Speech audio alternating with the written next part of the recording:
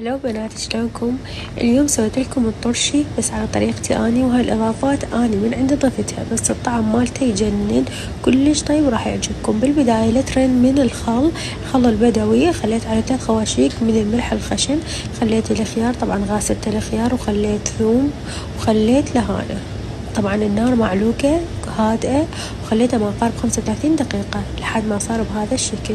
وراها خليت كركم حتى يطلع لون حلو، وراح اخلي وراه خاشوقتين من نعناع المجفف.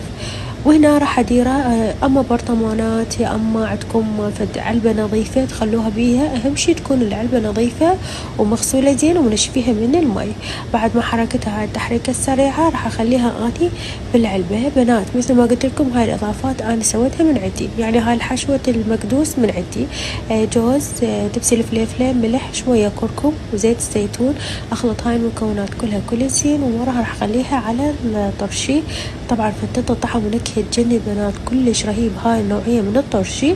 وطبعا خليت ليمون، خليت شوية زيتون حسب المتوفر عندكم بالثلاجة، جزر، اي شي متوفر خلوه.